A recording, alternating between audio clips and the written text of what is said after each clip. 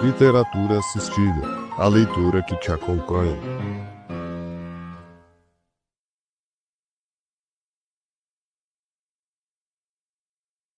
Especial: Comentários sobre a Arte da Guerra, por Pedro Borek, professor e cientista social pela Universidade Federal de São Paulo.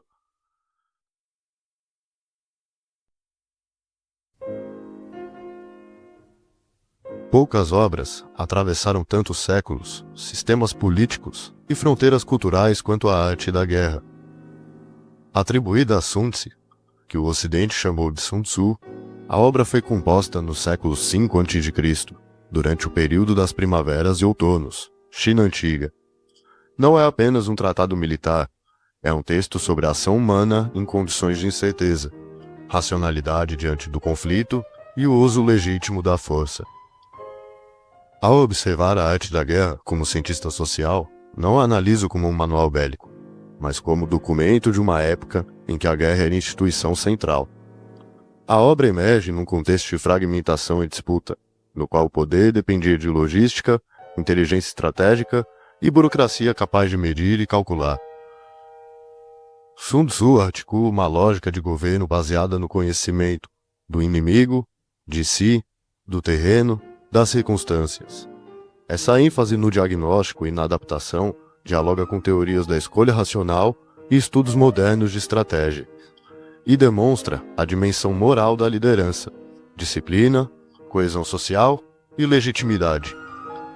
O texto é conciso, quase aforístico, privilegia eficiência, minimização de perdas e domínio da informação. Por isso, sua recepção ultrapassa o campo militar. Gestores, diplomatas, ativistas, artistas, todos o usam. Essa capacidade de deslocar a guerra para o campo das relações humanas faz deste texto um clássico. Entretanto, uma leitura cuidadosa escancara limites. A obra expressa uma tecnocracia militar burocrática.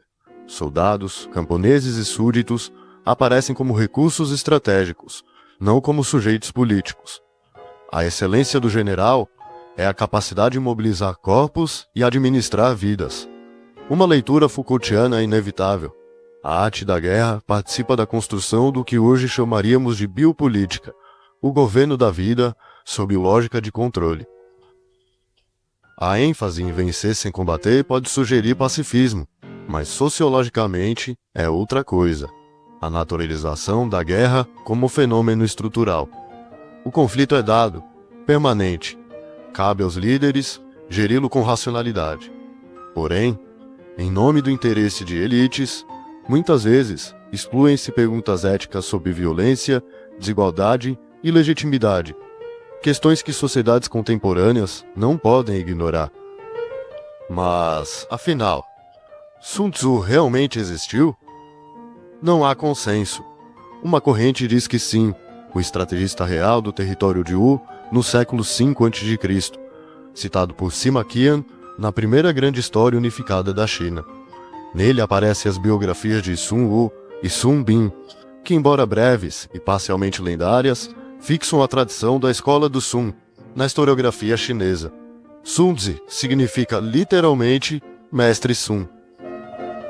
A narrativa de Sima Qian é a principal fonte clássica que consolida Sun Tzu como figura histórica e apresenta Sun Bin como seu possível herdeiro intelectual ou pseudônimo. Não fica claro.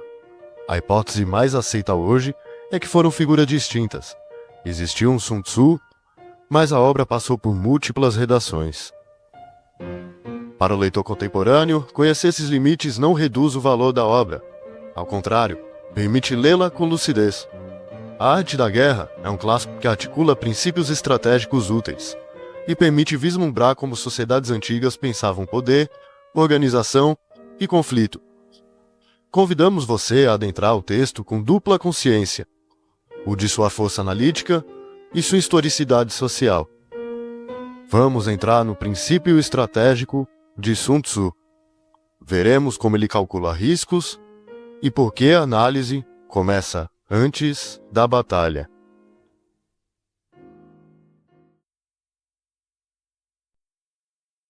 Parte 1. Da contagem.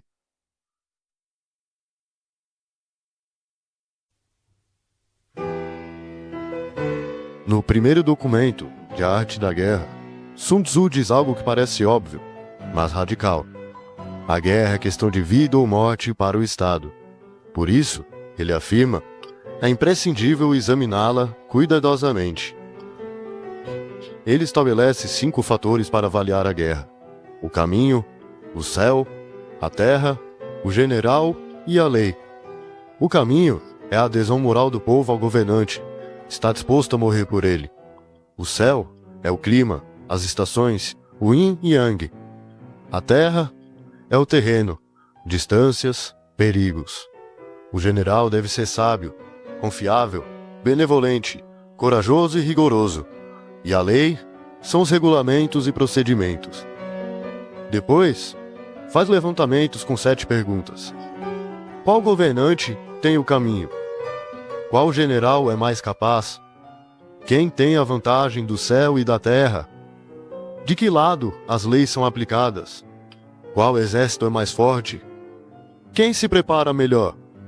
Quais recompensas e punições são mais claras? Responder a essas perguntas antes da batalha já define o vencedor. O que Sun Tzu faz aqui é tratar a guerra como um fenômeno social total, algo que reorganiza todo o corpo político. Quando ele diz que a guerra é vida ou morte do Estado, não é metáfora. O conflito é uma força estruturante, e por isso ele exige método, cálculo e racionalidade. Ele compreende a guerra como um processo que emerge de relações sociais, instituições e crenças coletivas, não apenas choque de armas. Tais fatores podem ser lidos como uma sistematização da ordem social. O caminho, a capacidade do governante de obter a adesão moral do povo, é o que Durkheim chamaria de coesão social e Weber de legitimidade da autoridade. Não é propaganda. É a produção de sentido coletivo que faz indivíduos aceitarem morrer pelo governante. Nenhuma guerra é possível sem essa base moral. Céu e terra representam que toda ação política se dá em condições independentes da vontade dos agentes. O céu são os ritmos, ciclos, fatores ambientais, o que escapa ao controle humano. A terra é o espaço material, suas vantagens e limitações. Sun Tzu apresenta a lógica de que o território não é apenas cenário, é também ator silencioso do conflito. A paisagem molda possibilidades e impõe restrições. O general e a lei formam o par que representa a institucionalização do poder. O general, sábio, confiável, benevolente, corajoso e rigoroso, é a figura do burocrata virtuoso, que encarna a ética pública. A lei são os regulamentos e procedimentos. Sun Tzu está descrevendo o nascimento de um aparato burocrático militar capaz de racionalizar a violência. É a protoforma do Estado administrativo moderno.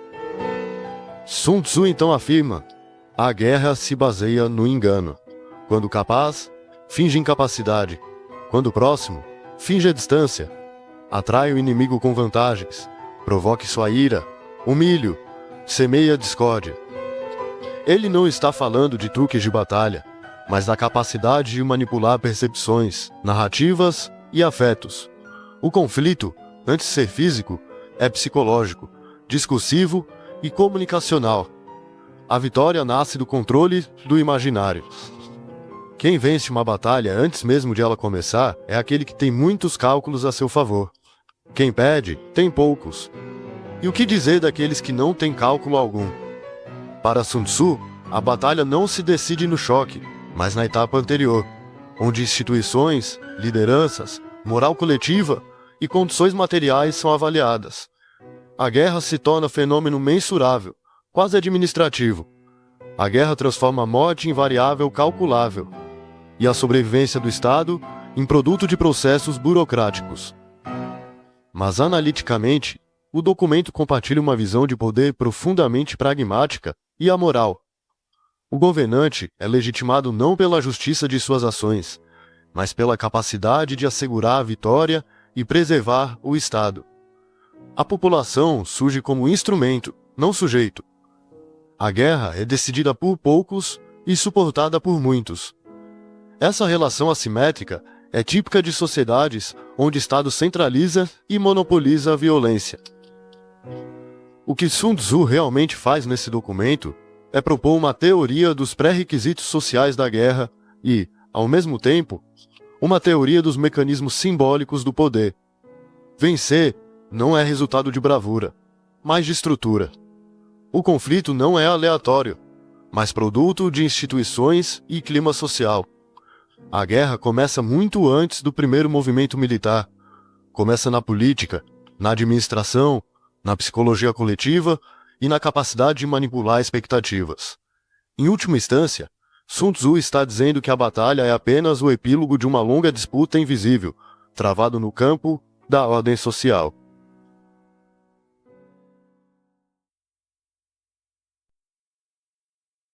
Parte 2.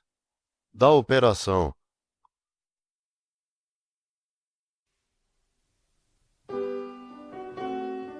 No segundo documento, Sun Tzu faz algo que poucos estrategistas antigos ousaram. Ele coloca a guerra na balança. Não apenas como vitória ou derrota, mas como custo social, econômico, político.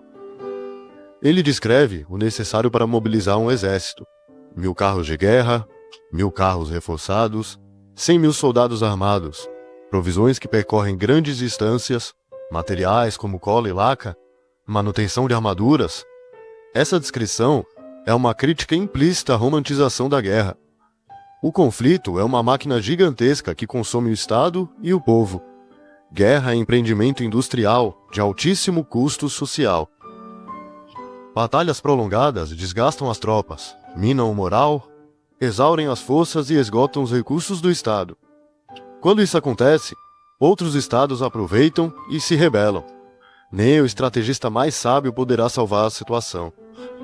Ele sentencia: nunca houve um caso em que uma guerra prolongada tenha beneficiado o Estado. Aqui, Sun Tzu antecede séculos de teoria do Estado no Ocidente. Um governo que prolonga a guerra dissolve sua própria legitimidade, enfraquece suas instituições e perde a capacidade de controle social. O conflito prolongado opera como força corrosiva sobre a estabilidade interna. A guerra, quando estendida, torna-se um parasita que consome seu hospedeiro. Sun Tzu descreve o empobrecimento causado por longas distâncias. A população vende seus produtos a preços exorbitantes, a riqueza do povo se esgota e o Estado recorre ao trabalho forçado, ou o que o valha. Guerra gera inflação, desigualdade e sofrimento. As planícies centrais enfraquecidas são, além de geografia, a erosão da ordem social, a perda da capacidade de sustentação material e moral. Ele diz: um jun de alimento inimigo equivale a 20 nossos. Um ti de talos inimigos equivale a 20 nossos. À primeira vista, parece um truque militar, mas sociologicamente é uma estratégia para evitar que o próprio Estado se autodestrua. Em vez de sugar o próprio povo, desloca-se o custo da guerra para o território adversário. Um governante que esgota seu povo perde legitimidade. Quem poupa seu povo mantém a base estrutural do poder. Sun Tzu então diz: quem mata o inimigo o faz por raiva. Quem se apodera dos despojos o faz por ganância. E ele estabelece recompensas para quem captura carros.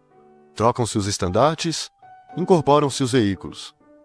A guerra funciona como sistema de incentivos, uma economia moral que regula comportamentos através de ira, ganância, honra e reconhecimento. Ao reorganizar simbolicamente a estrutura do exército, o general converte o triunfo militar em reforço de coesão interna. A guerra não é apenas combate, é ritual político de redistribuição simbólica e material. Sun Tzu sintetiza: na guerra, a vitória é primordial, não o prolongamento do conflito. Um general que compreende a guerra é o árbitro do destino do povo e o senhor da segurança da nação. O governante detém nas mãos o destino coletivo. Sua decisão, entre guerra breve ou prolongada, determina se o Estado floresce ou colapsa.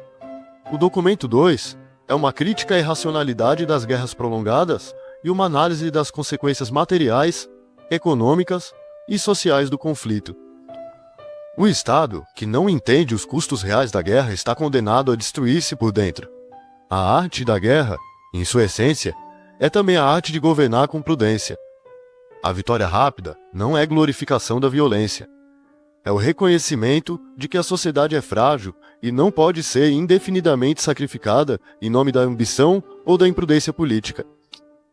Este documento oferece, para além de uma estratégia militar, uma teoria embrionária do Estado, da economia de guerra e dos limites sociais do poder.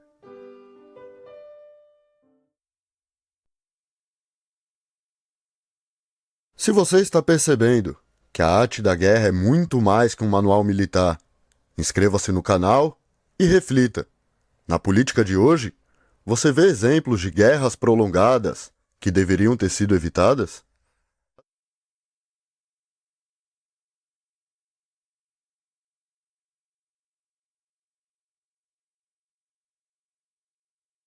Parte 3 do ataque estratégico.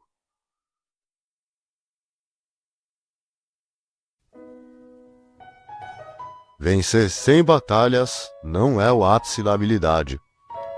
Subjugar o inimigo sem lutar? Isso sim é o ápice.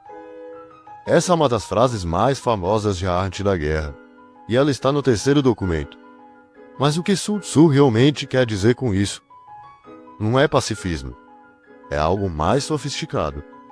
Sun Tzu afirma: a melhor política na guerra é preservar o país inimigo intacto. Destruí-lo é a segunda melhor. Essa ideia se repete no texto original. Ele está martelando um ponto. Preservar o inimigo intacto não é generosidade, é racionalidade sistêmica. Principalmente se o intuito for a conquista. A destruição do inimigo, mesmo que resulte em vitória imediata, gera instabilidade, custos sociais e financeiros e perda de capacidade produtiva. A melhor estratégia é atacar os planos do inimigo. A segunda é desmantelar suas alianças. A terceira, atacar seu exército. E a pior, último recurso, é sitiar suas cidades. Atacar os planos significa intervir na intencionalidade e na capacidade organizativa do adversário. É um ataque ao campo cognitivo. Desmantelar alianças é agir sobre a teia social e diplomática. Atacar exércitos é apenas o terceiro nível. Sitiar cidades é o mais primitivo e custoso. Sun Tzu descreve o cerco como um processo lento e dispendioso. Construir torres e muralhas leva 3 meses. Assegurar as muralhas leva outros 3. Então ele diz: se o general, incapaz de conter sua fúria, invadir a cidade como formigas, matando 1/3 de seus soldados, e a cidade ainda assim não cair, essa é a calamidade da guerra de cerco.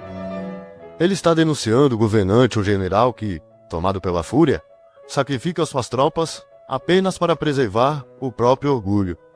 É uma crítica direta à política movida por afetos descontrolados, ira, vaidade, ressentimento, em vez de racionalidade institucional. Sun Tzu então dá regras proporcionais em guerras assimétricas. Se suas forças são 10 vezes maiores, cerque o inimigo. 5 vezes maiores, ataque. 2 vezes maiores, divida. Iguais, combata. Menores, defenda-se. Mais fracas, evite. Isso não é apenas cálculo militar. É teoria das assimetrias sociais. O conflito não é sobre números absolutos. É sobre inteligibilidade do contexto e adaptação. A força de um inimigo pequeno pode levar à captura de um inimigo grande. Poder não é apenas quantidade, é estrutura. Sun Tzu chama o general de pilar da nação. Se o general é leal e capaz, a nação é forte. Se é fraco e incompetente, a nação é fraca. Mas ele vai além. Um bom governante dá poder e confiança ao bom general. Um mau governante o deixa na defensiva. Então, lista 3 razões pelas quais um governante pode prejudicar seu exército. Primeiro, o governante ordena avançar quando não se deve avançar, ou recuar quando não se deve recuar. Isso imobiliza o exército.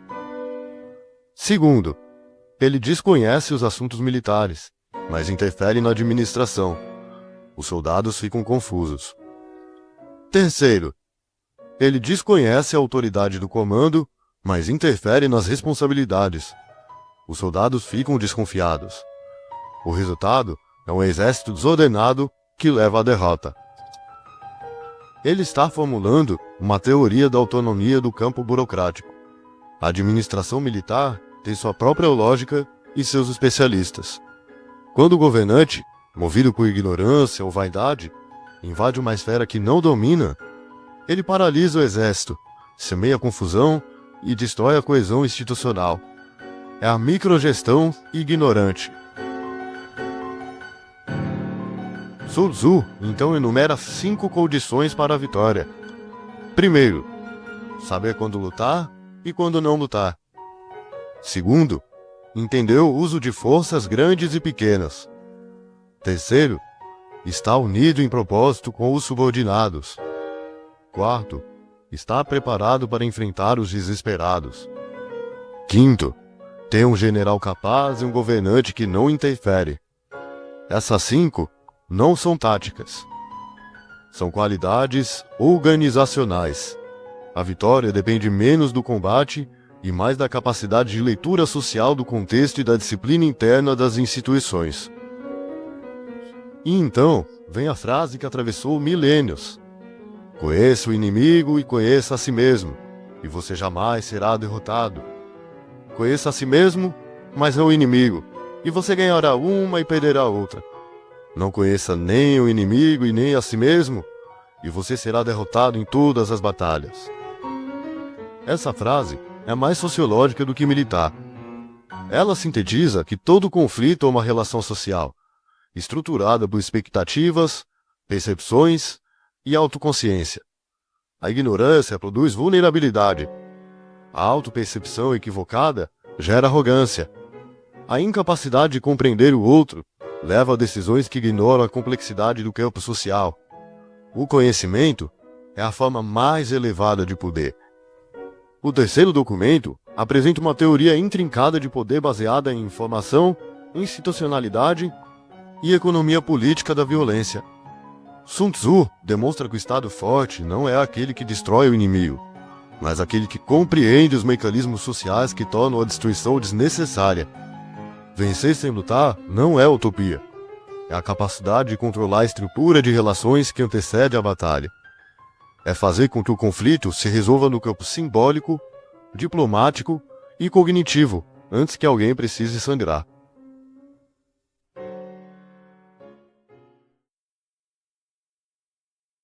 Parte 4 da formação militar.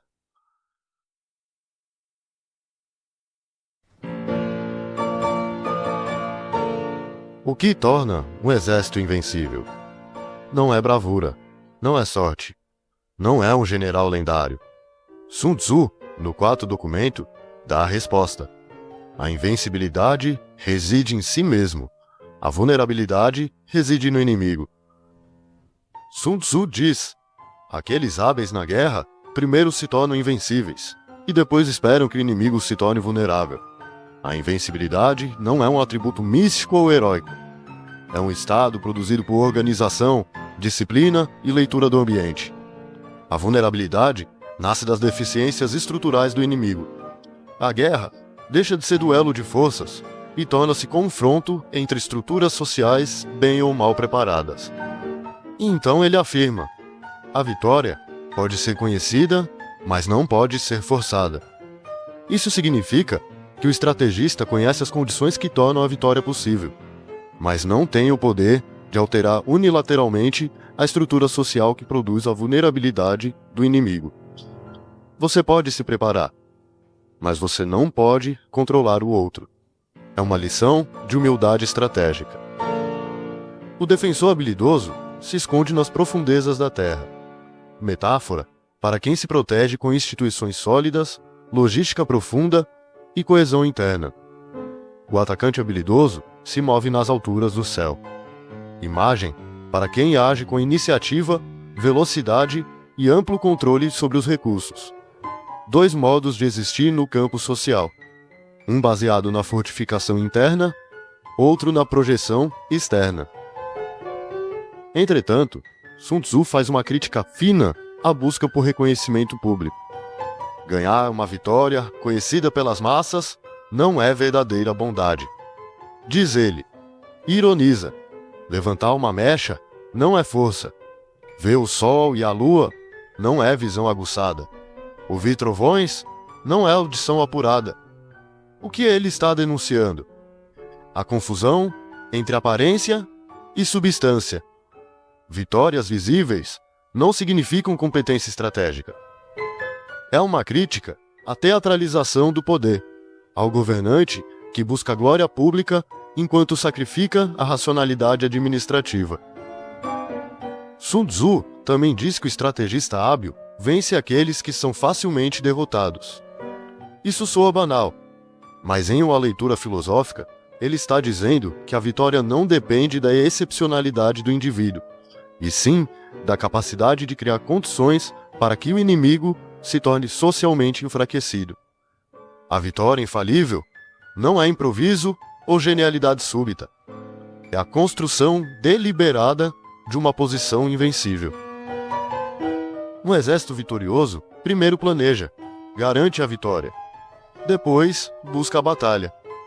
Um exército derrotado primeiro entra em combate e depois busca a vitória. Isso é a diferença entre planejamento e reação, entre estrutura e improviso. O vencedor age dentro de um horizonte cognitivo ampliado. O derrotado age, inevitavelmente, preso ao imediatismo de suas condições materiais. O estrategista cultiva o caminho, coesão social, e defende a lei, instituição e disciplina. Sem esse alicerce, não há previsão nem controle do destino coletivo. Sun Tzu apresenta os 5 passos. Primeiro, medir. Segundo, avaliar. Terceiro, calcular. Quarto, pesar. Quinto, vencer. O terreno proporciona a mediação. A mediação proporciona a avaliação. A avaliação proporciona o cálculo. O cálculo proporciona a pesagem. E a pesagem proporciona a vitória. Isso é método científico aplicado ao campo político-militar. O terreno é fonte de informação. A mediação transforma informação em conhecimento. A avaliação converte conhecimento em cálculo. O cálculo permite pesar alternativas. E a pesagem produz a vitória. Estratégia não é impulsiva. É racional, cumulativa, baseada na capacidade de interpretar sinais do ambiente. Na imagem mais reflexiva deste documento, Sun Tzu diz: a maneira como um exército vitorioso luta é como liberar água acumulada em um desfiladeiro de 300 metros de profundidade. Essa é a forma. A água não vence pela agressividade, mas pela combinação de acumulação e oportunidade. Ela representa um poder que se forma silenciosamente, cresce sem ser percebido e, quando liberado, move-se com energia que nada pode deter. A força não está no confronto imediato, está na capacidade de acumular, organizar e canalizar energia social, política e material. A vitória é um transbordamento, resultado de um processo anterior que, uma vez maduro, se impõe por si só. O documento 4 oferece uma visão sofisticada do poder como construção estrutural, não como episódio. Sun Tzu afirma que a verdadeira invencibilidade nasce de instituições sólidas, de leitura precisa do ambiente, de disciplina interna e de um processo racional de tomada de decisão. O combate ou a vitória, em si, são apenas um momento final de uma longa estruturação. A guerra não é evento, é estrutura. Não é improviso, é organização. Não é heroísmo, é, em conceito moderno, sociologia aplicada ao poder.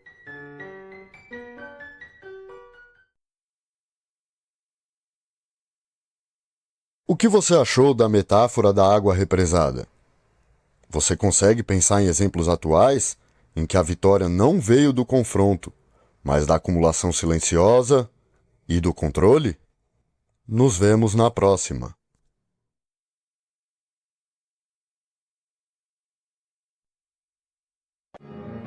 Continua no próximo capítulo. Deixe seu like, comente, compartilhe e inscreva-se. Colabore para manter esse projeto vivo. Envie um Pix escaneando o QR Code na tela. Você também pode apoiar nosso trabalho no Apoia-se. Link na descrição e no primeiro comentário fixado. Literatura assistida.